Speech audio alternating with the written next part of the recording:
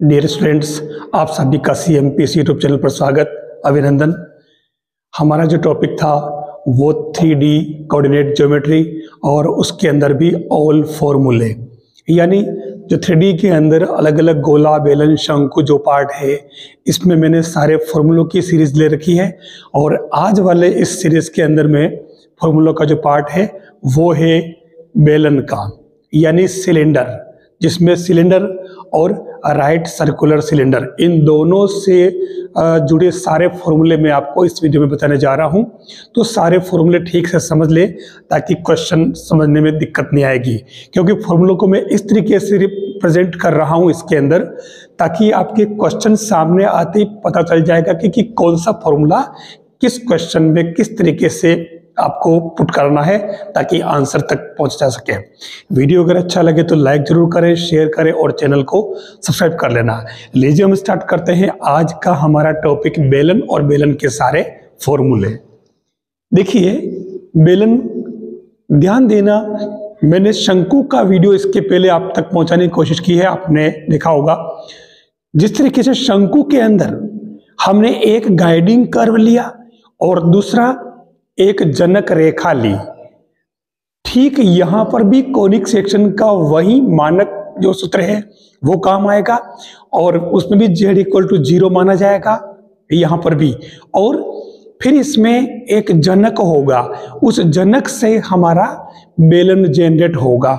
जैसे आप देखना, ये जैसे मान लो आपके एक बेलन है, रियल में ये बेलन आया कैसे, ध्यान से अगर देखें तो उस कंडीशन में आपका कोई सरफेस है और इस सरफेस के लिए ये इसका जनरेटर है।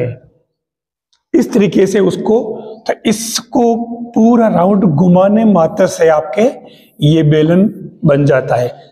ये ऐसी जो बनती है, तो ये आपके ओरिजिनली क्या हुआ, जनक, ध्यान देना, ठीक है, जनक, जिसको हम कहते हैं जेनरेटर्स, ठीक है। अब जनक यानी कि सीधी सीधी बात, क्योंकि यहां पर जनक यानी जनरेटर इसलिए यूज हुआ है कि इससे हमारा बेलन जनरेट हो रहा है, ठीक है। ओरिजिनली है तो लाइन ही है ना, और जब एक लाइन है तो उस लाइन के लिए हमारे पास में दो चीजें मालूम होनी चाहिए। क्या क्या? एक तो आपके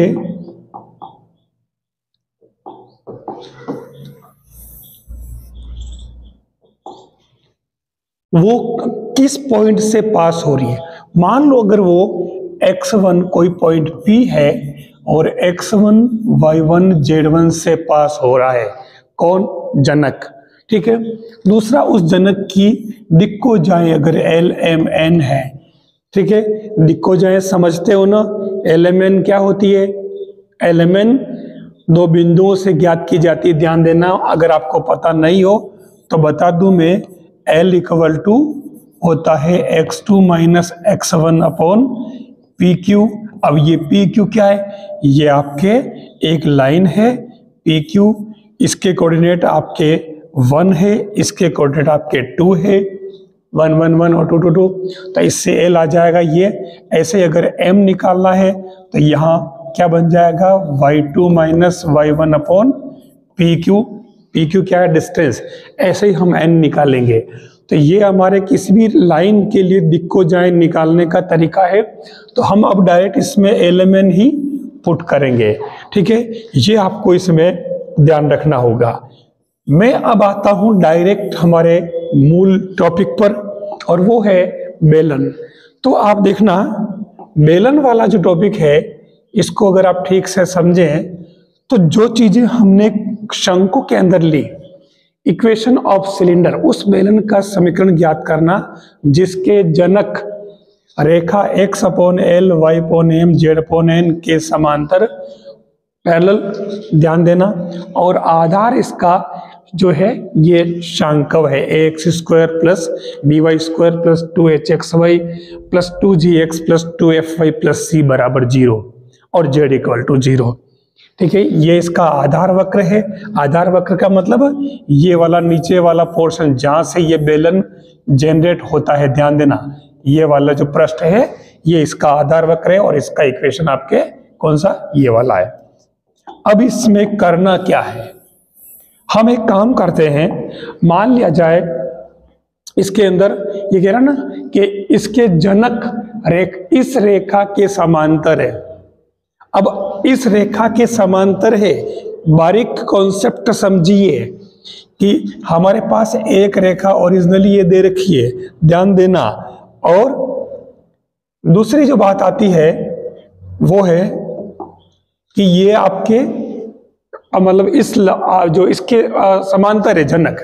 तो अब यहां हमने जनक क्या ले लिया, x minus x1 y minus y1 z minus z1 upon l। अब यहां ध्यान देने वाली बात क्या है, ध्यान देने वाली बात ये कि l m और n दोनों जो है ना दिक्कोजाएं वो सेम रहेगी, क्योंकि समांतर रेखा है तो उसकी दिक्कोजाएं नहीं बदलती है।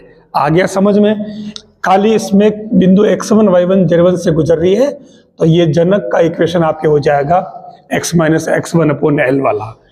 अब हमारे पास दे रखा है z इक्वल टू 0। ठीक अपन ने ऐसा ही तो शंकु में किया था, याद होगा आपको, वहां z की जगह 0 पुट किया, ये हमारे पास पॉइंट आ गए, z तो 0 ही था। ये सारे कोऑर्डिनेट आप कहां पुट करोगे, put these in conic equation, जो हमारे पास में इक्वेशन गिवन है ये वाला।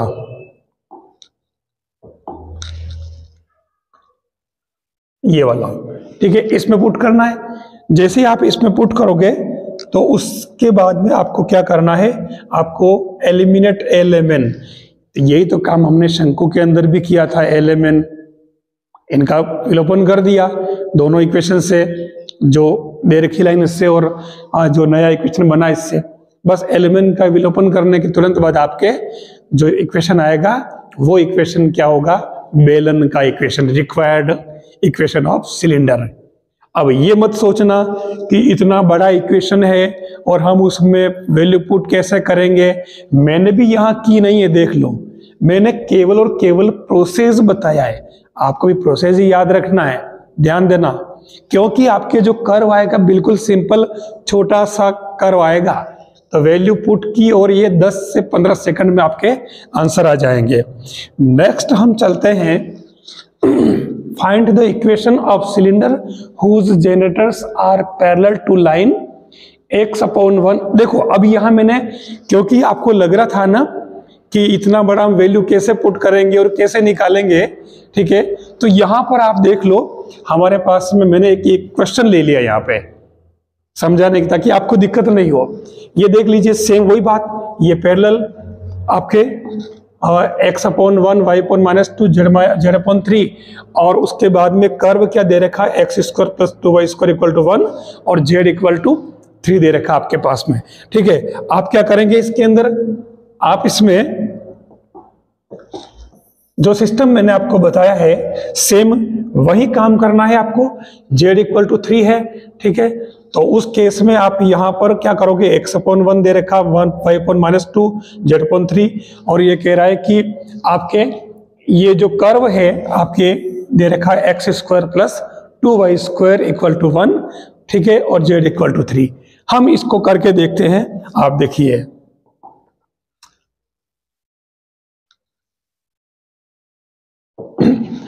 मान लिया जाए ये हमारे किसी अल्फा बीटा गामा p बिंदु से पास होता है, क्योंकि इसके समांतर जनक ले रहे अपन, तो वो हो जाएगा हमारे x - α/1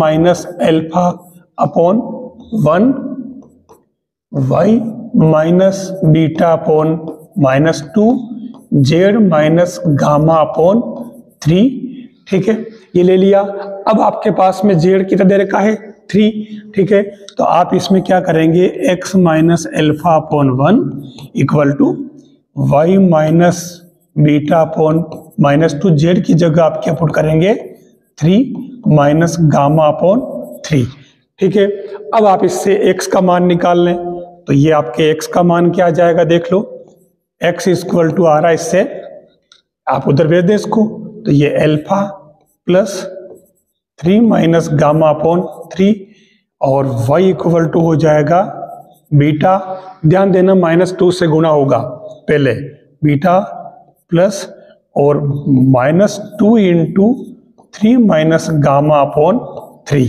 ठीक है, बस जेड तो आपके पास में कितना है 3 है, ये तो जेड का काम है ही नहीं। अब आपको क्या करना, ये जो कर्व दे रखा आपके पास में x square plus 2y square equal to 1, ठीक है, आपको इसमें ये x और y की वैल्यू यहाँ पुट कर देनी है। तो ये क्या बनेगा, alpha plus 3 minus gamma upon 3, ठीक है, और इसका बन जाएगा होल स्क्वायर प्लस 2 इंटू ये हो जाएगा बीटा, ध्यान देना ये 2 अलग है इसका, और बीटा प्लस यानी कि -2 into 3 minus gamma upon 3 whole square equal to 1। ये आपको इसमें ध्यान रखना होगा, बस ये वैल्यू पुट के देख लो, आप कुछ भी नहीं करना है। अब मुझे बताओ कि इसका होल स्क्वायर खोलने में आपको क्या देर लग रही है। ये होल स्क्वायर खोला और आप इसके अंदर p अल्फा बीटा गामा का जो अभिष्ट बिंदु पद आएगा वो आपके function of x y z equal to 0, ये आपके इसका इक्वेशन बन जाएगा। बस खाली ये होल स्क्वायर खोल के करना है, इतना सा काम इसमें है, इससे आपके बेलन का इक्वेशन आ जाएगा। इतना तो कर ही लेंगे आप, मेरे हिसाब से इसमें कोई दिक्कत नहीं आएगी। ध्यान रखना कि जो जनक दे रखा है, मतलब एक लाइन दे रखी, इस लाइन के समांतर जनक अपने को लेना है। तो x minus alpha y minus beta z minus gamma अपने को बनाना पड़ेगा। यहाँ पर minus alpha minus beta minus gamma, बस z का मान 3 दे रखा है, हर बार यहाँ कुछ न कुछ दे देगा वो z की वैल्यू। अक्सर तो वो z इक्वल टू 0 दे देता है या फिर 1 दे देता है ताकि आपको दिक्कत नहीं आए। तो ये आपके क्वेश्चन आप इस तरीके से करेंगे ताकि आपको समझ में आ जाएगा कि आपको एलिमेंट का विलोपन कैसे करना है, ठीक है ना। यहाँ तो डायरेक्टली क्योंकि एलिमेंट दे रखा आपके, संख्यात्मक मान दे दे तो विलोपन करना ही नहीं है, डायरेक्ट आपके आंसर आ गया। नेक्स्ट हम चलते हैं, अब आप देखिए यहाँ कह रहा है स्पेशल केस फॉर सिलेंडर। यहाँ आप थोड़ा ध्यान देना, पहला केस क्या आ रहा है, यदि जनक जेड अक्ष के समांतर है। बस क्वेश्चन तो यहीं से बनते हैं, आपको ज्यादा कुछ नहीं करना है। अगर आपके ये जेड अक्ष के समांतर हो तो ये L0 M0 और N1 हो जाएगा। ऐसे ही उस कंडीशन में आपकी इक्वेशन क्या बन जाएगा, equation of cylinder ax square plus 2hxy plus by square plus 2gx plus 2fy plus c equal to 0। तो इसमें जेड अक्ष के समांतर होगा, तब आपकी ये fxy बराबर 0 होगा। अगर आप सेकेंड कंडीशन ये करेंगे कि अगर वो x अक्ष के समांतर है तो उसके लिए कंडीशन ये बनेगी, ध्यान देना, और इसमें x लेते ही ये fyz इक्वल टू 0 बन जाएगा। और तीसरा जो है वो अगर y अक्ष के समांतर है तो एलिमेंट ये होंगे और ये आपके fxz बराबर 0 हो जाएगा। ये आपको इसमें स्पेशल केस ध्यान रखना होगा जहां से आपके क्वेश्चन बनते हैं, और इसमें कोई विशेष बात नहीं। अब अपन आ जाते हैं मेन पर्टिकुलर जो हमारा बेलन है होता है, मेन लंबवृत्तीय बेलन यानी कि RCC, राइट सर्कुलर सिलेंडर। मैं इसको, क्योंकि राइट सर्कुलर सिलेंडर बहुत लंबा होगा बोलने में, तो मैं इसको RCC बोलूंगा। यहाँ क्या कह रहा है, ध्यान से देख लो, कोई बहुत बड़ा काम नहीं है। उस लंबवृत्तीय बेलन का जिसकी त्रिज्या R और अक्ष आपके पास में दे रखी है x minus alpha upon L, y minus beta upon M, z minus gamma upon n, ठीक है। बिल्कुल सिंपल सा काम है, ठीक है। अब आप डायग्राम में देख लो, ये तो होगी आपकी जनक जिस पर कोई बिंदु p x y z है, और अक्ष का जो है आपके ये a m वाला है, r रेडियस इसकी दे रखी है, a अल्फा बीटा गामा इसका कोई पॉइंट हो जाएगा, ठीक है। अब आपको इसमें करना क्या है, जो इसका इक्वेशन निकालना है, बिल्कुल इजी काम है। आप ध्यान से देखना, जो कुछ आएगा इसके आसपास ही चलेगा, नया कुछ करना ही नहीं है। आपको मालूम है कि AP स्क्वायर क्योंकि समकोण त्रिभुज बन रहा है, हमारे पास में r दे रखा है और a और p के कोऑर्डिनेट दे रखे हैं, ध्यान से देखना। तो a और p के कोऑर्डिनेट है तो अपन दूरी भी निकाल सकते हैं और हम AP के एलिमेंट भी निकाल सकते हैं, कोई दिक्कत ही नहीं, बात नहीं है। दो बिंदु से अपन एलिमेंट कैसे निकालते हैं मैंने बताया आपको भी, ठीक है। तो उस केस में आपके यहाँ आपने क्या किया, समकोण त्रिभुज ले लिया, ये देखो AMP, तो इसमें AP स्क्वायर इक्वल टू क्या हो जाएगा, ये PM square plus AM square हो जाएगा। तो इससे मैंने इसमें देख लो क्या किया, AP स्क्वायर लिया पहले, तो इसमें क्या है, दूरी सूत्र लगा दिया, ठीक है। x minus alpha whole square, y minus beta whole square, z minus gamma whole square, distance formula काम आ गया, मेरे हिसाब से समझ में आ रहा होगा। आगे बढ़ूं, यस। तो इधर तो हो गया कंप्लीट। फिर आता है PM स्क्वायर, तो देखो PM स्क्वायर आपके पास में R स्क्वायर है, क्लियर है। अब बात आती है AM की, ठीक है। तो AM आप ध्यान से देखो, L x minus alpha plus M y minus beta plus N Z minus gamma, ठीक है। ये आपके N हो जाएगा और नीचे L square plus M square plus N square है। ये किससे हुआ, ये सीधी सीधी अपने एक तरह से ये उससे कोस थीटा से निकाला है, A1 A2 plus B1 B2 ऐसे निकाल रखा है।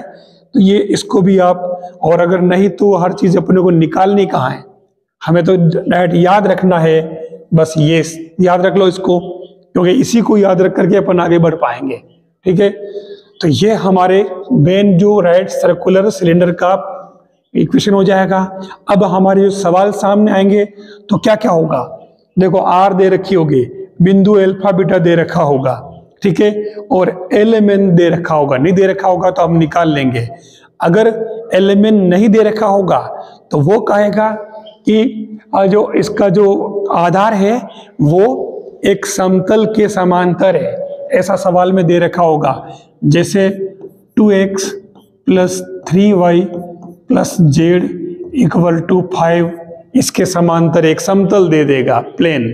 उस केस में आपके L M और N क्या हो जाएगा, 2 3 और 1, ऐसे आप इसमें पुट कर देना, बस हमारा काम कंप्लीट। तो ये ऐसे आप कर लोगे।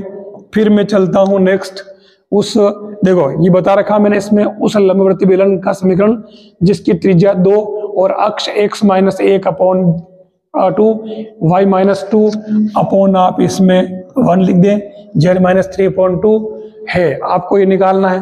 अब आप इसमें क्या करोगे, ये फॉर्मूला है, सीधी सीधी बात, आपके अल्फा बीटा गामा, सवाल आपके ऐसे ही बनता है, बहुत बड़ी बात नहीं है। अल्फा बीटा गामा आपके क्या हो गया, 1 2 3, ये यहाँ पुट करेंगे, ठीक है। और इसमें रेडियस r दे रखी है 2 और अक्ष जो है इसके समांतर है, तो आपके एलिमेंट 2 1 2 दे रखा है, बिंदु दे रखे, ये वैल्यू पुट की और ये आपके आंसर हो जाएगा।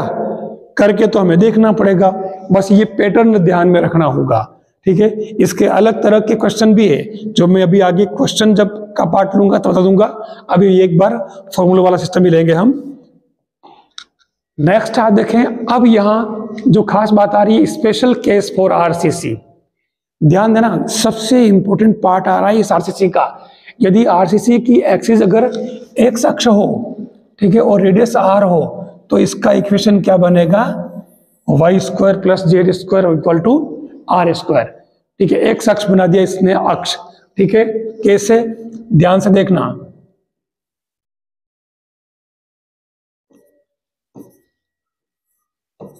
ये आपके अक्ष है, ठीक है।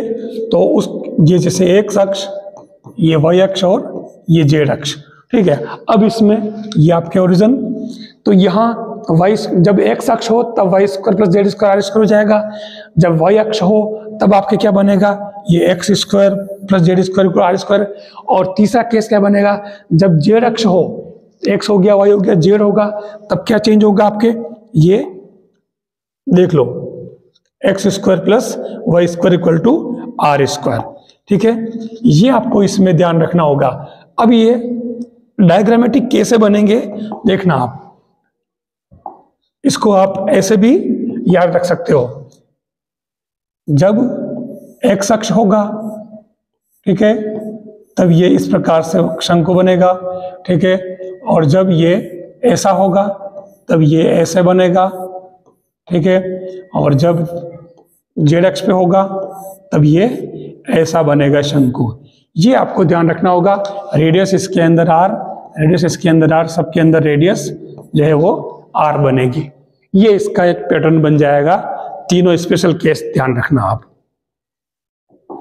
फिर चलते हैं हम मोस्ट इंपॉर्टेंट पार्ट पर। जैसा कि हमने शंकु की बात की थी, ठीक है, हम शंकु की तरह इसके अंदर भी आएंगे। ये कह रहा है इक्वेशन ऑफ इन्वेलोपिंग सिलेंडर, अनवालोपी बेलन। वही बात, यानी कि किसी बिंदु से स्पर्श रेखाओं से जो खींची गई स्पर्श रेखाओं का बिंदु पथ, वही तो होता है अनवालोपी बेलन। तो स्पर्श रेखाओं का बिंदु पथ है। अब इसने क्या किया कि जनक रेखा है तो मान लीजिए, ठीक है, और देखो ये जनक रेखा है, इसके समांतर है, और पृष्ठ आपके क्या ले लिया, इसने एक गोला ले लिया। हमने क्या किया, पहला काम पी अल्फा बीटा गामा से जनक का समीकरण निकाल लिया, जो अपन निकालते हैं, आर मान लिया, बिंदु निकाल लिए जो कि आर में आएंगे, ठीक है। ये बिंदु आगे सेकंड कंडीशन देख लो आप। इस बिंदु का क्या करेंगे, इस बिंदु को हम इसमें पुट कर देंगे। जैसे इसमें पुट किया क्या होगा, आपके R square plus 2r plus equal to 0, यानी आर में द्विघात समीकरण बन जाएगा। द्विघात समीकरण बनते ही क्या करेंगे, क्योंकि वो स्पर्श रेखाएं हैं तो उसके दोनों मूल समान होंगे, तो आपके इसमें शर्त क्या लगा दोगे, B square minus 4ac equal to 0। यही तो कर रखा हमने, देखो आर में द्विघात समीकरण होगी तो ये B square minus 4ac equal to 0 apply किया, ठीक है। और which is equation of AC, ये आपका इन्वेलोपिंग सिलेंडर का इक्वेशन बन जाएगा। सिंपल सा काम है। अब आपको मतलब टफ क्यों लगता है, जब वो क्या करता है कि कर्व जब बढ़ा देता है, ये कर्व जब बहुत भारी भरकम होता है तो दिक्कत आती है। हमारे वो क्या करता है, क्वेश्चन तो देता है इन्वेलोपिंग सिलेंडर का, लेकिन वो यहाँ कर्व क्या करता है, वो बिल्कुल सिंपल दे देता है, ताकि वैल्यू पुट की और आर में द्विघात समीकरण निकाली, फटाफट मान निकाला, B square minus 4ac equal 0 लगाते ही, कोई भारी काम नहीं है। तो ये एनवेलोपिंग सिलेंडर हो जाएगा। फिर हम तो देखिए ये आपके एनवेलोपिंग सिलेंडर तक का आपका पार्ट है, और बेलन के अंदर बस ये 3 कॉन्सेप्ट थे जो मैंने आपको बता दिए। इन तीनों कॉन्सेप्ट को अगर आप ठीक से कर लेते हैं तो आपका बेलन का क्वेश्चन बिल्कुल करेक्ट होगा और रॉन्ग नहीं होगा। एक 10 से 15 सेकंड में कॉन्सेप्ट समझना जरूरी है। वीडियो अगर अच्छा लगा हो तो लाइक जरूर करें, शेयर भी कर लें, और चैनल को सब्सक्राइब करना न भूलें, ठीक है, ताकि आपको टाइम टाइम पे इसका नोटिफिकेशन मिलता रहे। साथ ही आप टेलीग्राम चैनल है, आप उसको भी ज्वाइन कर लेना, ठीक है। और एक अच्छा सा कमेंट जरूर कर देना लास्ट में, ताकि मुझे काम करने में मोटिवेशन मिलता रहे।